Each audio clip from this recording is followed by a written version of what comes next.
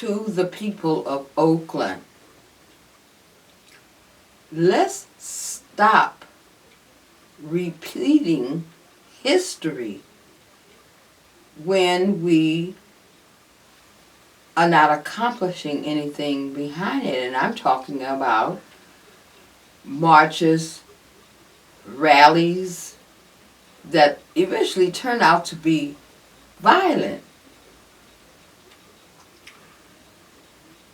Marches are fine.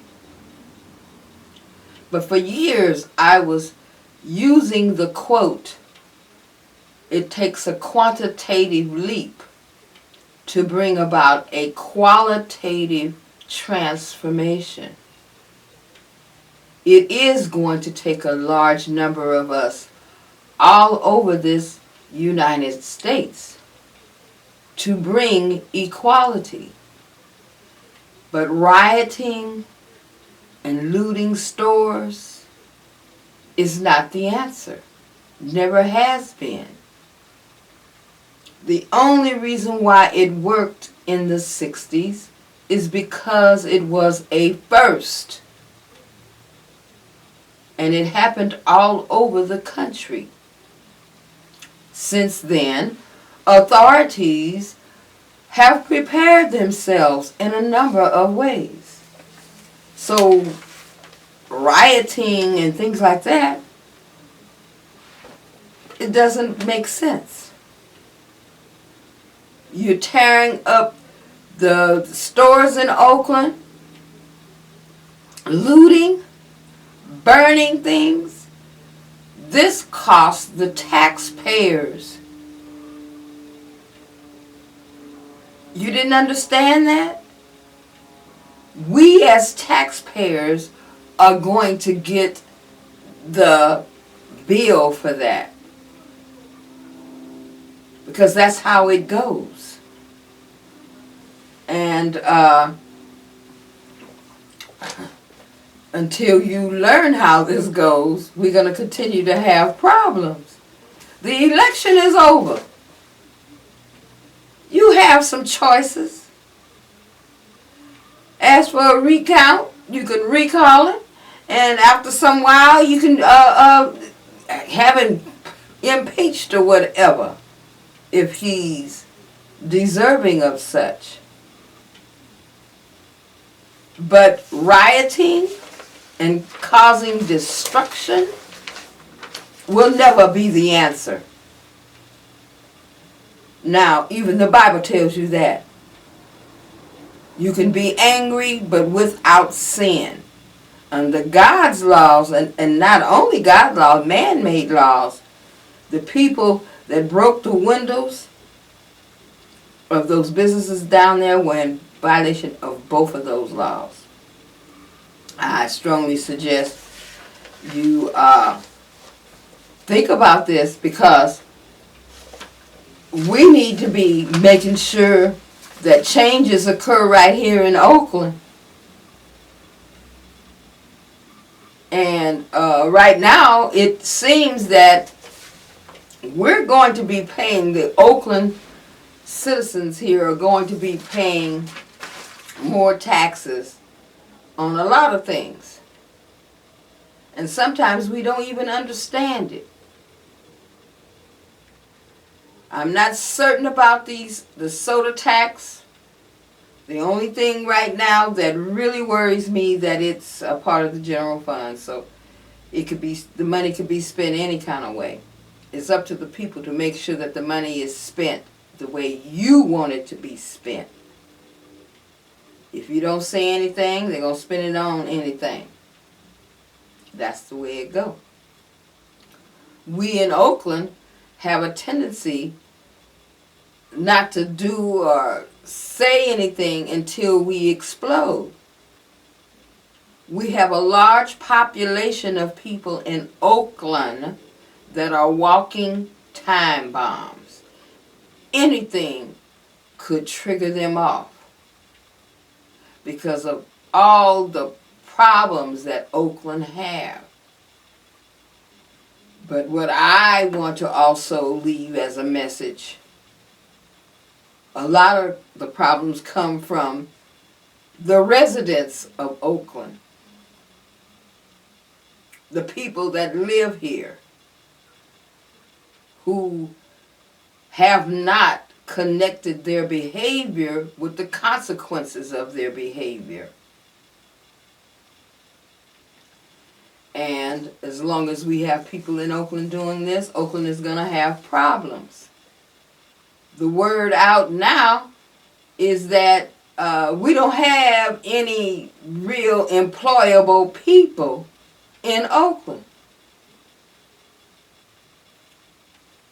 They don't have any skills, education, and wouldn't be able to pass an employment exam even if all they gave you was basic education on those math exams. So therefore, it's difficult to get businesses to come here, and Oakland is demanding them to hire a lot of people in Oakland in order for you to come here. They're not coming. And those that were here and have left, they said that Oakland stole them blind. It didn't make sense for them to stay here. Now, I don't know. All I do know is that I've seen it myself where people stole themselves out of a job, and that was in the smaller businesses. That's the reason why, see, the small businesses in Oakland hired 65%, a good 60% of their employees were from Oakland. And something has happened with that, because the stores, when they began saying that Oakland was stealing them blind, was many years ago, over 20 years ago. Around that time, 20, 25 years, we had a lot of businesses that left Oakland. Since then, the small businesses are owned by those that are not from this country, and I have no problems with it. And guess what? They hire. This is what they do. They hire their family, take care of their family, make sure their family have jobs.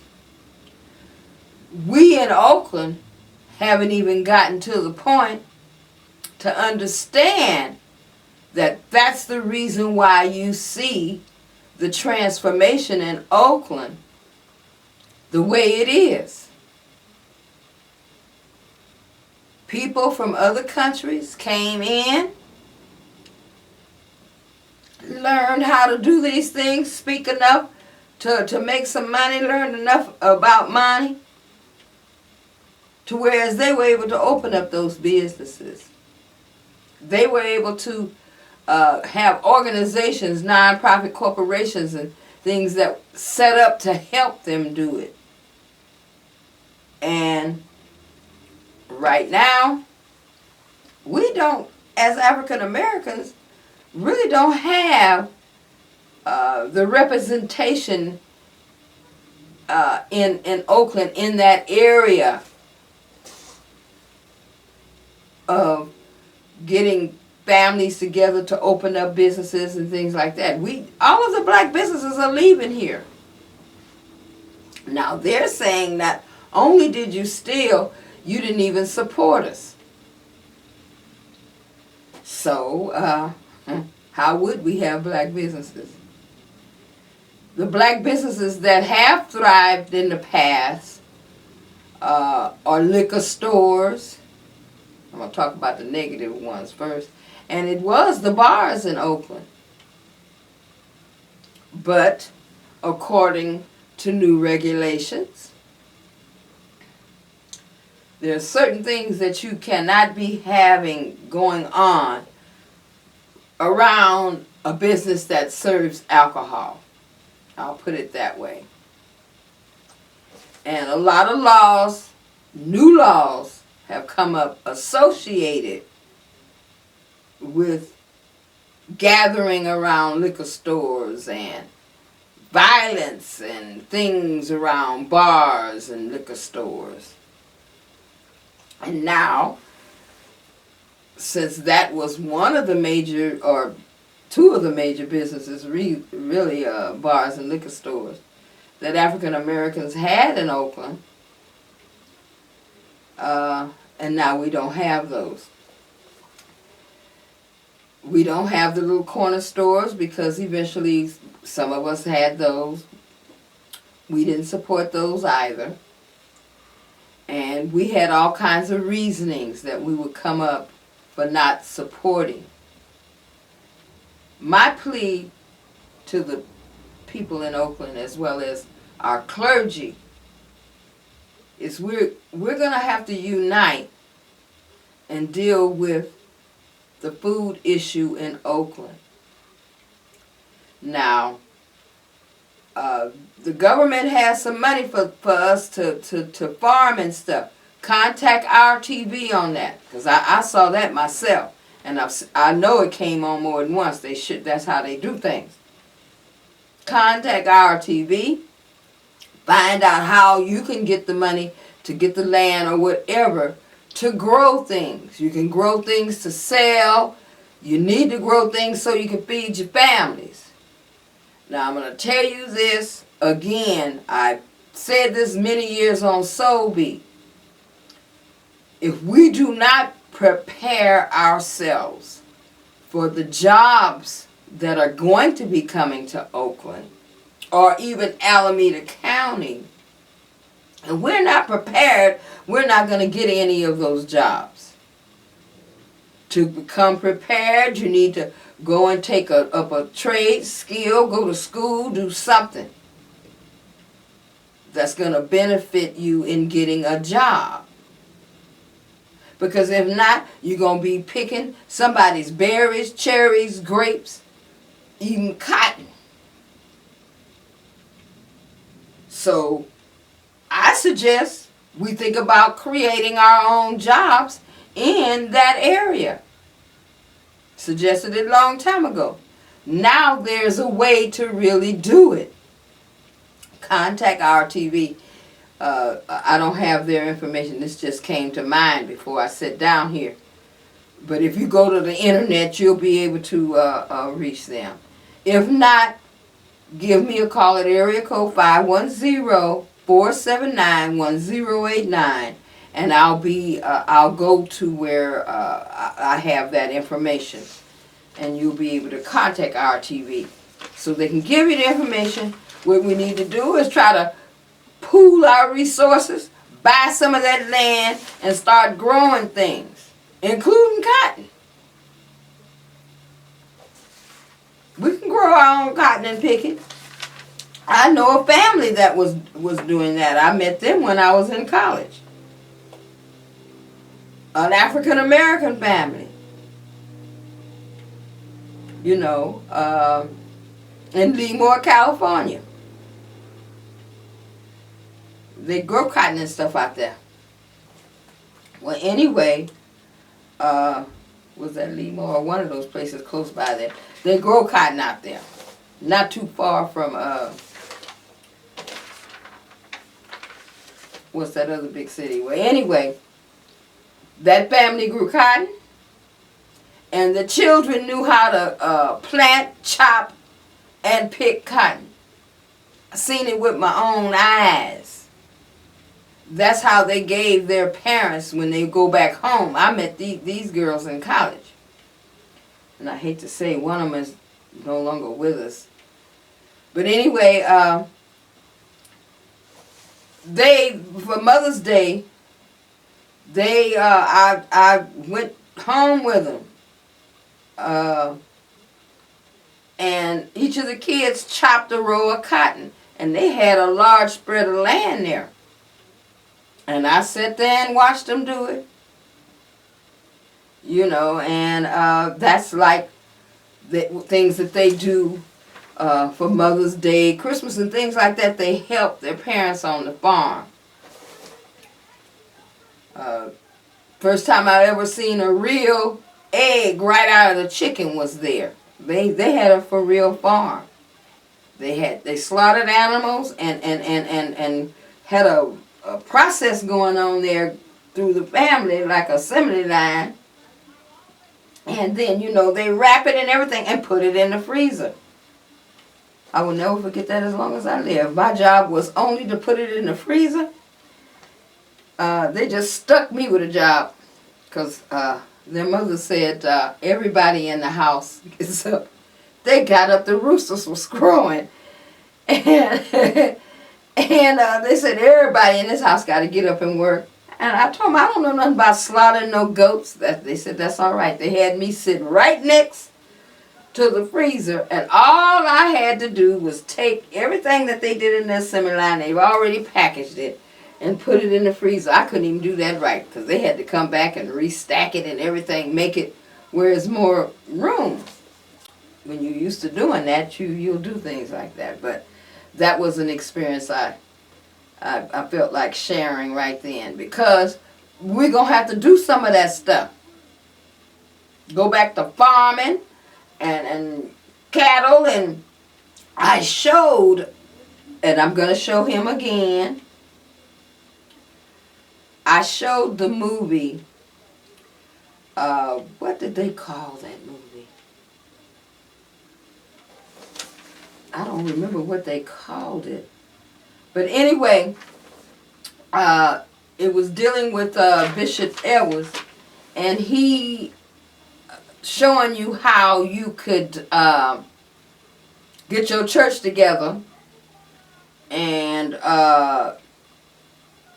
you know, have your own farms, restaurants, everything. And I think that the churches here should be able to put together a co-op.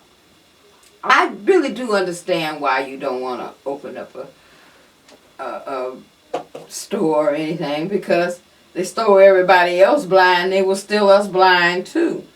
But maybe if we had the community as the investors in it, and everyone was a part of the co-op in some way. You remember the Berkeley co-op? They lasted for many years.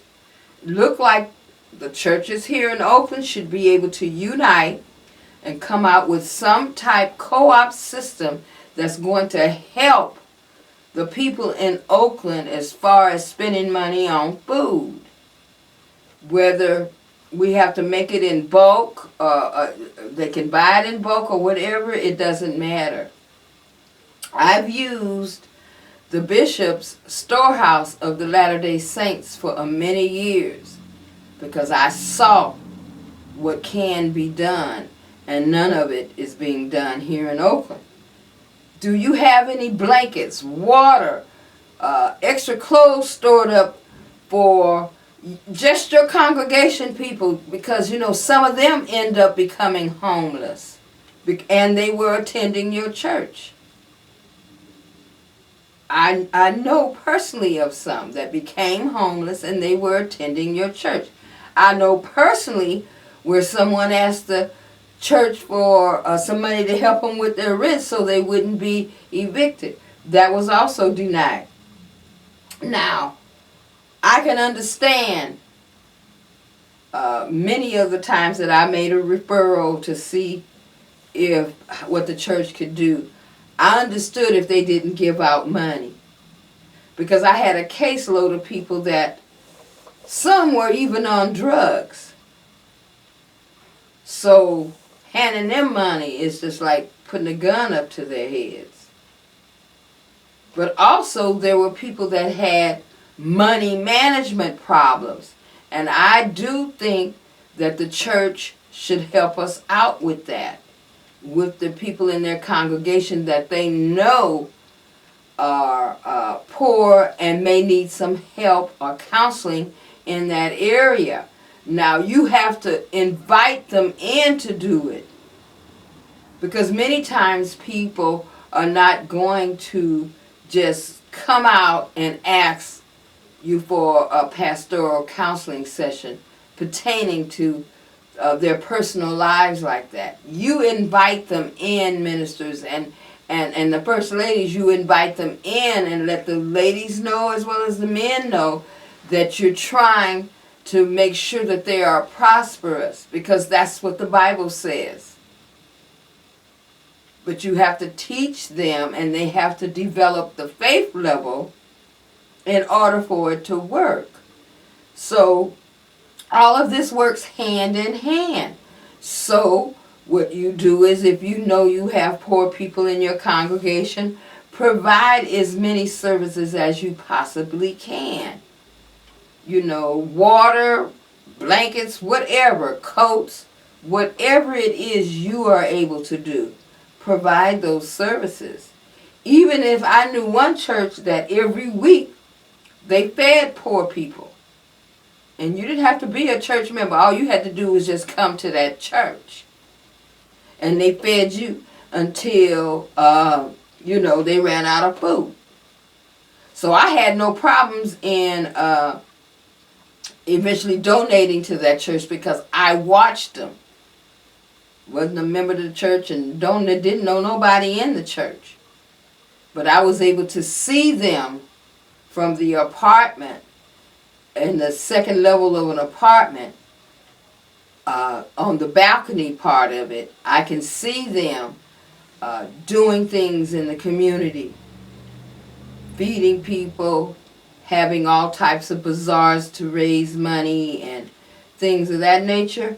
I have no problems in supporting churches that I see are trying to do something. Giving away food every week free costs a lot of money. So when I see churches doing something like that, helping people with clothes, or having a place for them to come and shower, or things like that, I will support one of those type organizations. Now, the big churches, I think you guys are even more responsible in putting something together to help the people here in Oakland. And the best thing I can come up with is starting a business that will bring some money in and get the people in the community involved in it, where they know that they are also the owners. They're not going to be stealing. And at the same time, they'll have lower prices to deal with as far as food is concerned. We're going to have to do something, because we messed around here. I think that we're going to end up paying taxes on all food. All of it. I really do. And when that wasn't the case. Because they're leading up to that. I'm going to close with saying salt is going to be the killer taxer. To make it for certain, we're talking about groceries. Salt is in everything. I'm going to get some samples of it, but you know salt is in everything. They have things that will say low sodium, no sodium. That's good. But sometimes those things that say no sodium and low sodium have sugar. So either way it go, we're going to have to start looking at the packaging on the foods, which a lot of people are already doing, to see how healthy they are. And at the same time, get ready to pay taxes on things that have a lot of sugar and salt in them. Read the packages and get yourself prepared. Collect your receipts and start keeping track of a budget. Get your household budget together so you'll know how you can plan for these changes that are about to occur. Trump is our president, people. And if you don't want him, do what the Constitution say that our rights are, and we do it together in numbers in order for us to receive the quality of services that we wish from our elected officials. It's going to have to be a lot of us that have gotten together and went through the process of letting everybody in the world and the elected officials know we're not going to stand it at all. And we have to do it in a non-violent manner. There's no way around it.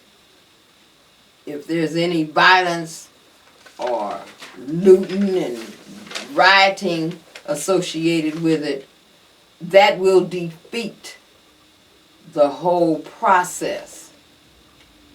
So instead of having marches right now, we should be getting our social media contacts together and discuss what our constitutional rights are as the citizens of this here United States. And we have a lot of them. And we have not been exerting them. And voting is one of the rights we have not utilized. And right now, all I can say is if you have not voted, I'm not the person for you to talk to. Matter of fact, you should just shut up. Don't talk about nothing. Because you are a part of the problem. Now, if you think that folks are not going to find out if you voted or not, you're wrong. It's public information. And there's a way for people to take that public information and analyze it and put it together. Okay? So, all I can say is Trump is our president. We're either going to give him a chance, and which is my suggestion. Yeah, it looks like he is racist. He don't like nobody of color. But he is the president-elect now. I'm proud of our high school and college students because they were able to express the way they're feeling about this whole thing and didn't cause a riot. Maybe we should start allowing them to take over some stuff because they're making more sense than the adults here. In this fair city, our high school students did us proud. Adults blew it. And now it's up to us to fix everything and do it the right way. I'll be back in touch with you to talk more about the SBFM programming that's coming up. Knowing is not enough, we must apply. Willing is not enough, we must do. Until we meet again, I love you.